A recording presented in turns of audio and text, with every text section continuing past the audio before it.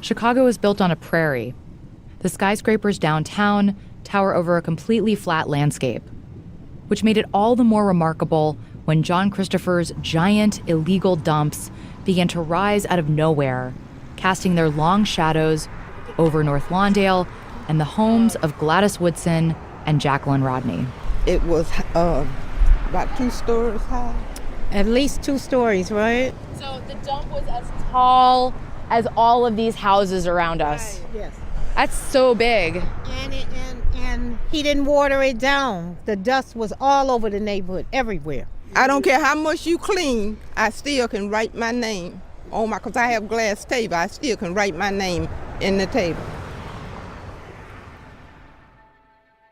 Where we left off, a guy named John Christopher had established a pair of illegal dumps on 2 vacant lots in North Lawndale on Chicago's west side.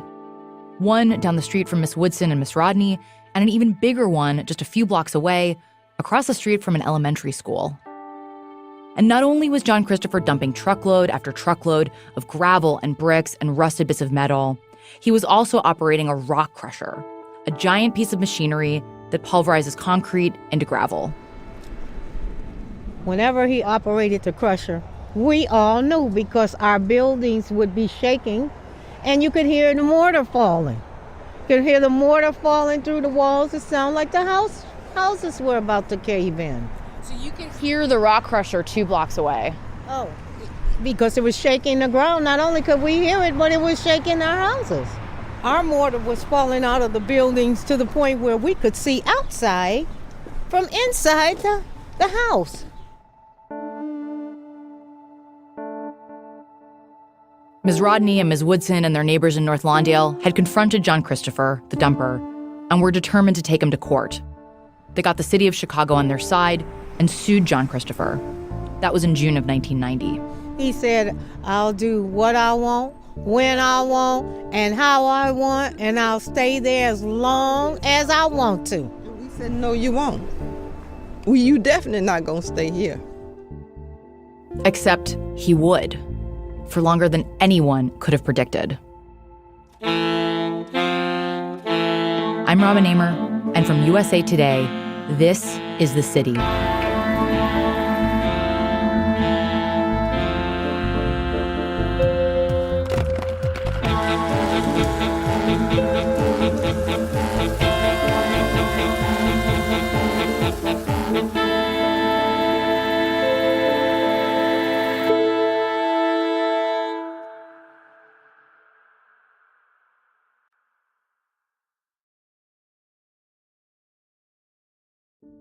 As a kid growing up in Granite City, Illinois, Henry Henderson would spend summer nights walking the mile or so from his home to the steel mills and watch them light up the sky.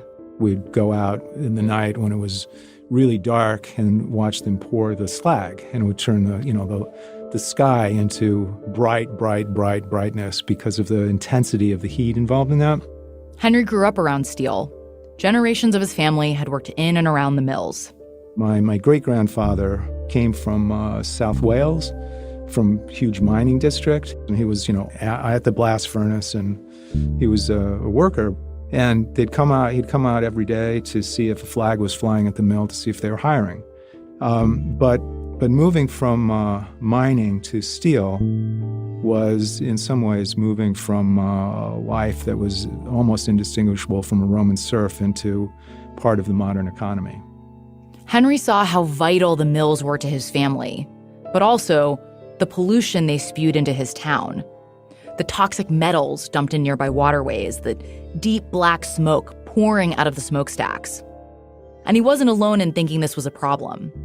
This was the 1970s, when the environmental movement was taking root, and Henderson got swept up in it. It's fundamentally a question of justice. One of the really key areas where you can see significant issues of the justice in the community is within the environment, where burdens fall and where benefits are not going.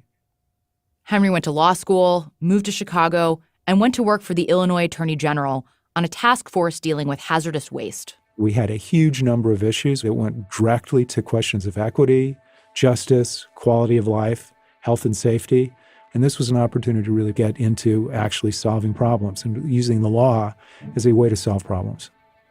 Henry Henderson was beginning to make a name for himself as someone who used the full weight of the law to defend people from hazardous waste. In his 2 or so years at the Attorney General's office, he worked on about 10 cases prosecuting dangerous polluters. And often, the best weapon in Henry's arsenal was an injunction, a legal order that forces someone to stop what they're doing under threat of arrest. So, like in one of his cases, he was able to get a court order to stop a bunch of waste transfer stations from leaking into surrounding farmland. Henry Henderson got good at cases like these, going to a judge, getting an injunction, and forcing polluters to immediately stop whatever they were doing. And so, when the North Lawndale dumping cases landed on his desk in June of 1990, he thought it would be an open and shut case. By this point, Henderson had moved to a new job as an environmental lawyer for the city of Chicago. And he thought it would be pretty easy to do in North Lawndale what he'd done so many times before: go to a judge and get an injunction. Because this was clearly the beginning of a gigantic problem, and it needed to be stopped. Did you have full faith at this point that the courts would deliver justice, that the courts would produce some meaningful results in this situation? Yes, I actually I did.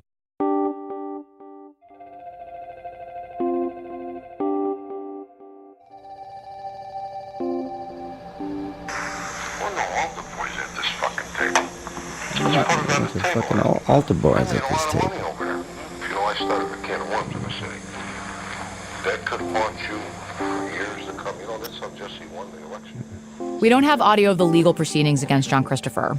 So we hired some actors to dramatize scenes from a day city lawyers questioned him under oath. No, I think he has. He's got trust, yeah. Our cast includes John Christopher, CHRISTOPHER. his lawyer, a guy named James Graney, For the purposes of the question, she will be specific when she identifies what she is speaking about. and one of Henry Henderson's colleagues, another city lawyer named Susan Herdina. When I am talking about waste, I am talking about the materials that your company ordinarily receives and sells, okay? Everything you're about to hear is taken verbatim from transcripts of that deposition. So here? Sure, you got it. Please state your full name for the record. John Christopher.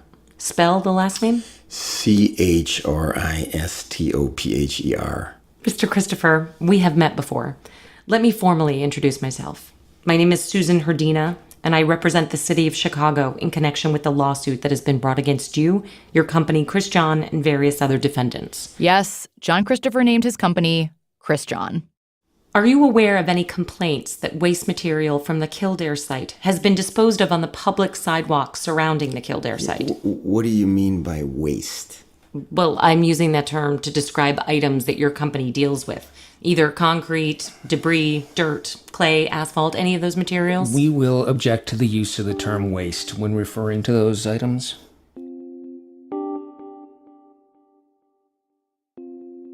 We will object to the use of the term waste. Let's just pause on this for a moment. Henry Henderson had previously won cases dealing with hazardous waste.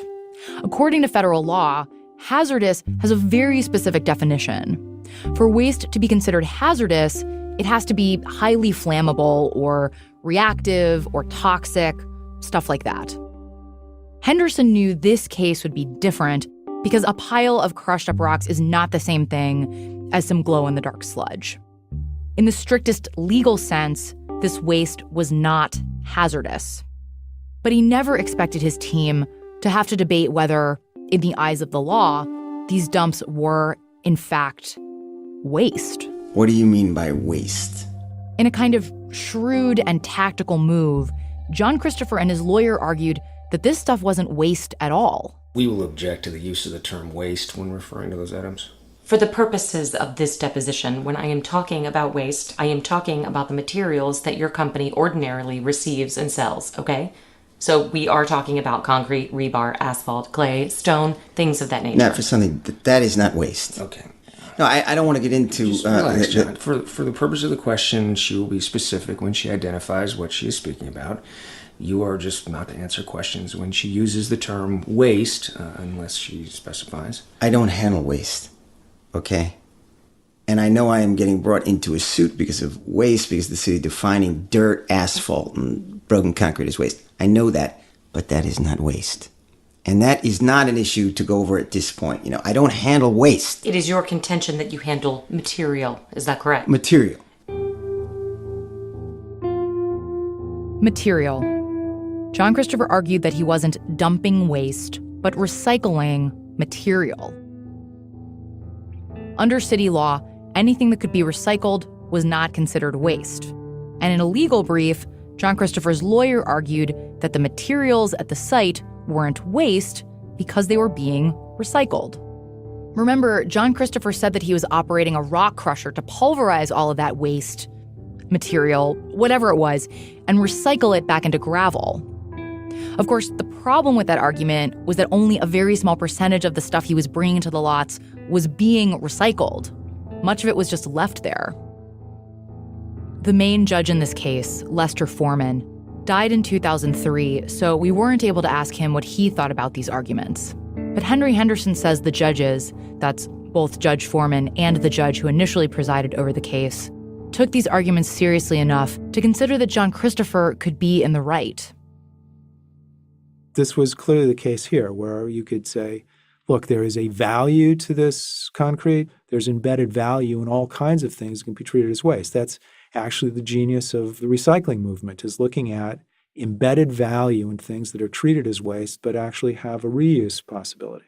Henderson believes the judges were also swayed by the fact that, in a strict technical sense, nothing being trucked to the lots was hazardous. This wasn't cyanide or arsenic. Nothing obviously threatening to catch fire or poison people. He thinks it would have been easier to get the injunction if it had been. Just 2 days after the city sued, the court denied the request for an injunction. The city tried again, and their second request was also denied. The case would keep working its way through the legal system, but while it did, John Christopher would be free to continue dumping. How did you feel during this time? I mean, I can imagine. Immensely frustrated. And, going to a lot of community meetings with people being very, very upset and outraged about the fact that this activity was continuing to occur in their community. This is a big deal. We were fighting in court, and he was still operating. Again, here's Jacqueline Rodney, who lived near one of the dumps. He put as much as he could on the site while we were in court.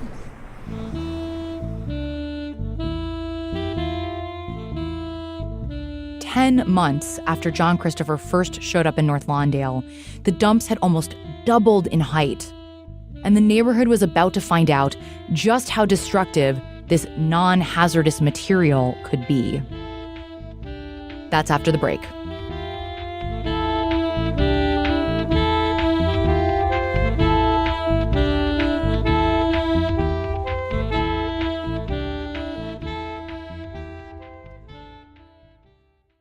The right hire can make a huge impact on your business. That's why it's so important to find the right person. You could try posting on job boards, but how can you really be sure the right person sees your job?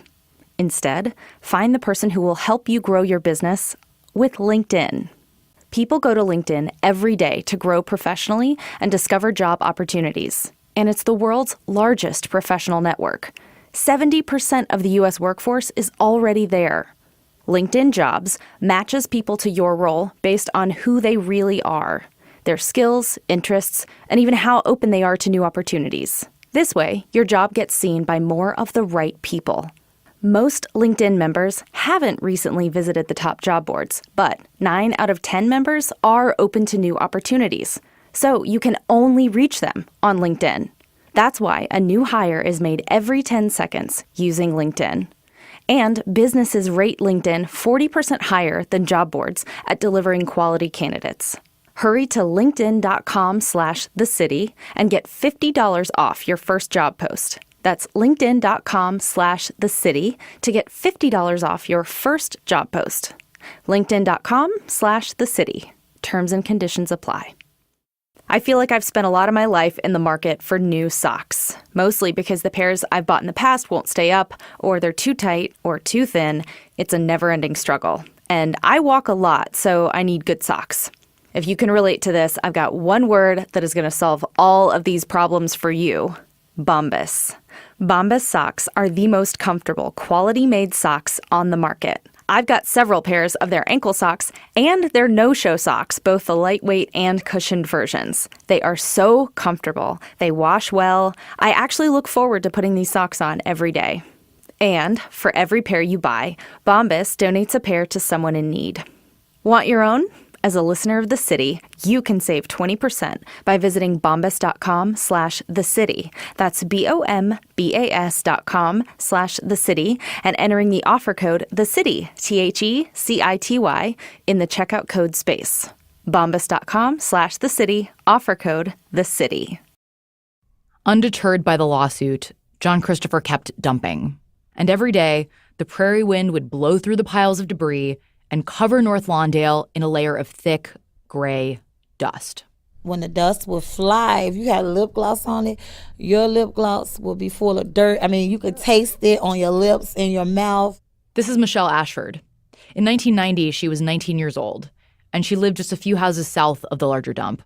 And it would be just a big gush of wind, and you would have to close your eyes, cover your mouth or whatever, because once we experienced it, we knew, oh, here come the wind, and we would cover up so it wouldn't go in our mouths. And I'll tell you something else that it did. It shielded the prostitutes too, because Roosevelt used to really have a problem with prostitution. That's Michelle's mother, Rita Ashford. She's talking about Roosevelt Road, the street south of the larger of the two dumps. The guys, they could come and pull up on the side of the dump. You know, all of that stuff is there, and that's where they did their business at. Just to be clear, the dump had gotten so big that it cast the side street next to it into darkness. And with the prostitutes being able to go back there and really hide, and you couldn't actually see them unless you would go down killed there. You could actually see that they would be down there, and they would be down there turning dates and everything right there on the street. The dumps had become a magnet.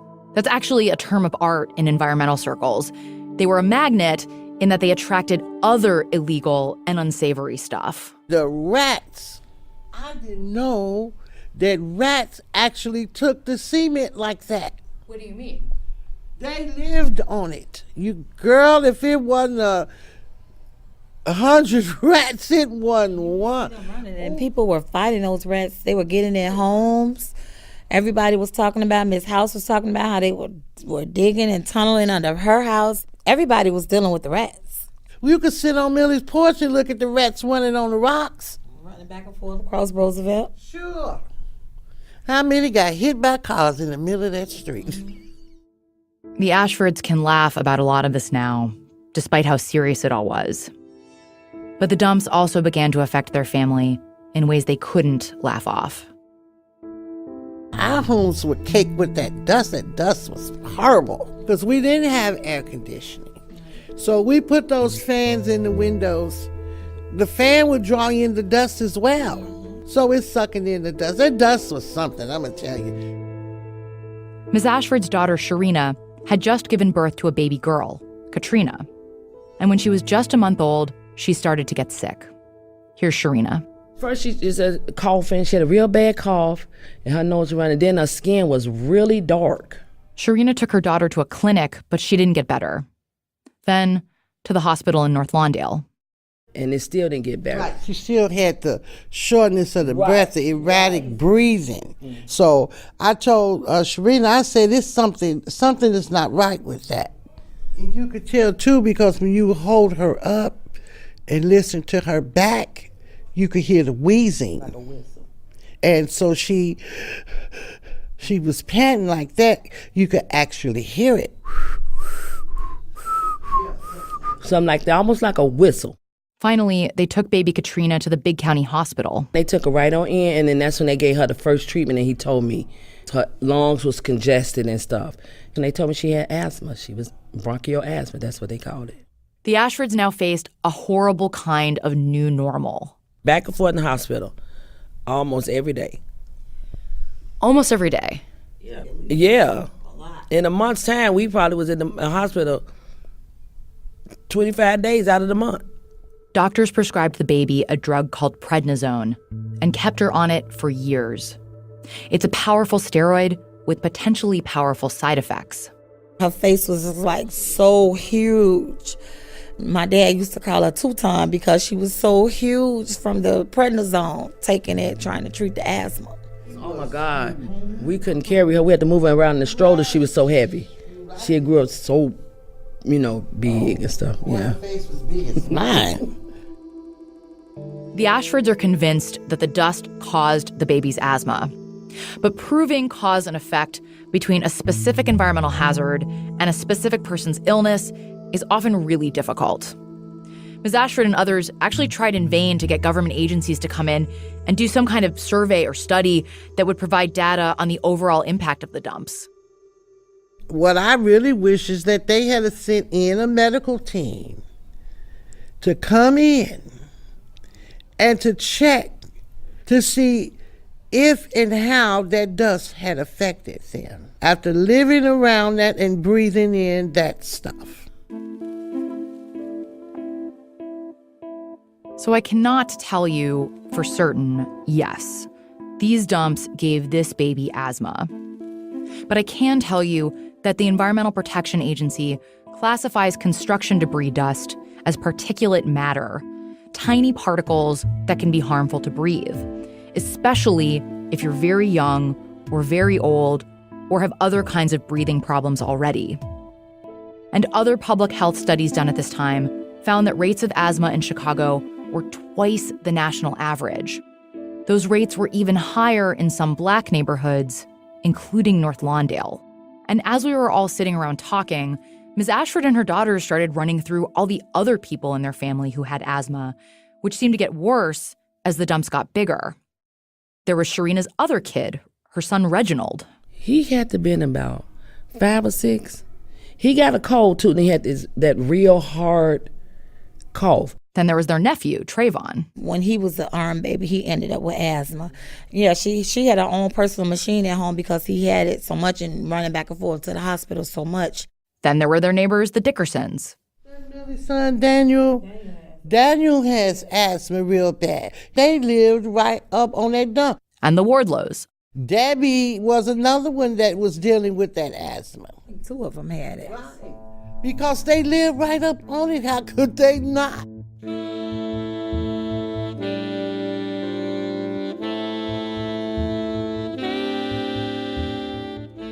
To this family, the dumps were clearly a hazard. And the courts could have stopped John Christopher 2 days after the city filed suit if the judge had agreed.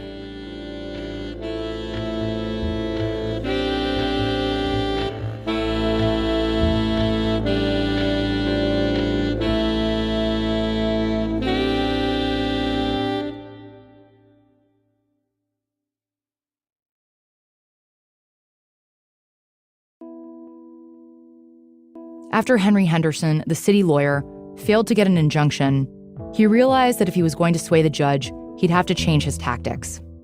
So rather than argue that John Christopher was breaking the law on technical grounds, like not having the right permits or debating what even is waste, Henderson and his team would hammer home the actual harm being done to the community. But John Christopher pivoted too. Instead of just antagonizing people, he also began waging a hearts and minds campaign to try to sway people from North Lawndale to his side. He hired someone from the neighborhood to act as a community liaison, and paradoxically, he offered to help clean up other vacant lots in the area by giving people dirt he'd screened at the dumps. And some people took John Christopher at his word. I found this petition signed by 30 North Lawndale residents. It reads, "The following persons welcome Chris John," that's his company, Chris John, into the community and are grateful that the company is involved in a beautification project that will benefit the community and its residents. John Christopher took this petition and submitted it into evidence during the court case to try to convince the judge of his good works in North Lawndale. He also started handing out money, small amounts, $15 here, $10 there, ostensibly to pay for cleaning supplies. Ms. Ashford brought this up when we started talking about her neighbors, the Dickersons. I'm going to tell y'all something, Michelle. Let's be straight about the deal. I'm serious.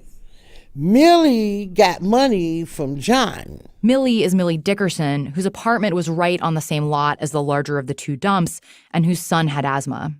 As we were talking, Ms. Ashford's daughter called Millie Dickerson to see if she was around that day.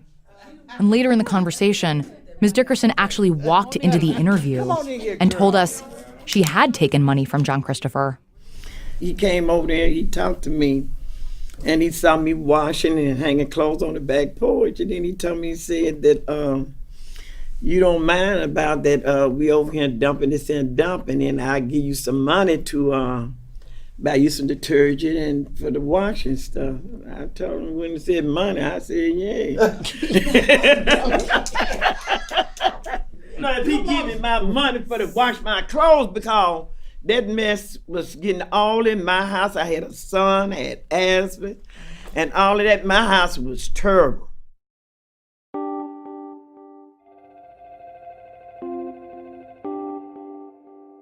Ms. Dickerson and others living near the dumps wanted John Christopher to compensate them for all the damage he'd already done. But back at trial, John Christopher turned around and used this against them. He claimed they weren't really worried about the dumps. They were just trying to shake him down. Here's how he described an interaction he supposedly had with one North Lawndale resident to the city's lawyer.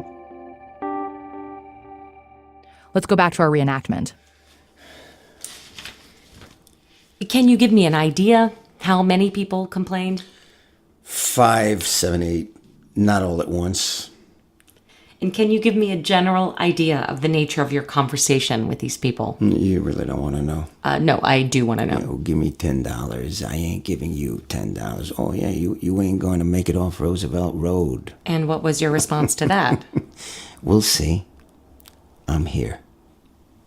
Did you get the names of these people? No, I didn't need to.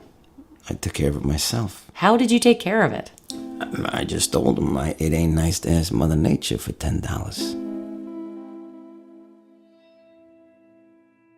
John Christopher was painting himself as the victim, and to some, it seemed as if rather than compensating them, he was trying to buy their silence.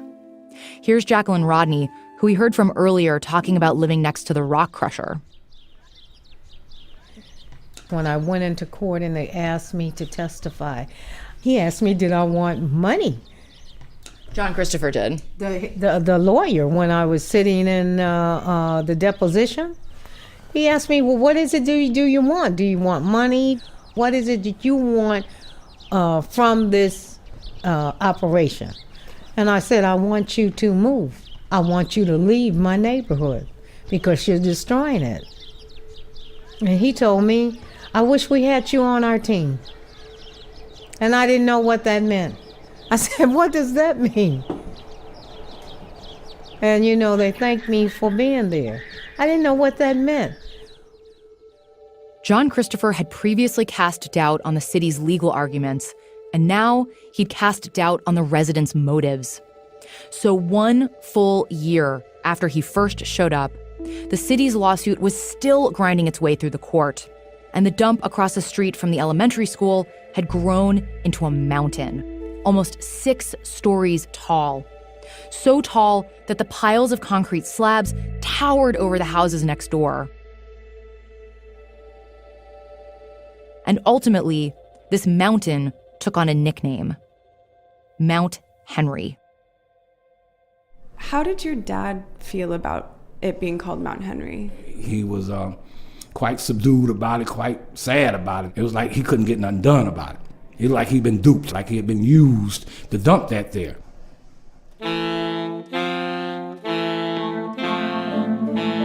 That's next time on The City.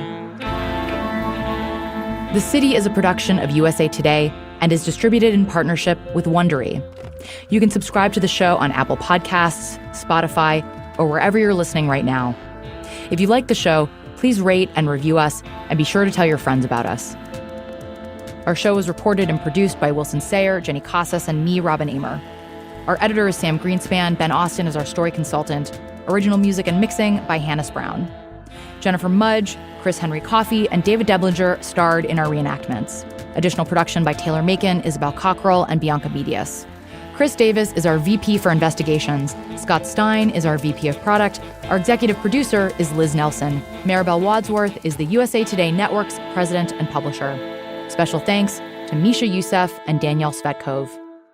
Additional support comes from the Fund for Investigative Journalism and the Social Justice News Nexus at Northwestern University. If you like this show, another you might enjoy is WBEZ's On Background, which takes you inside the smoke-filled back rooms of Chicago and Illinois government to better understand the people, places, and forces shaping today's politics.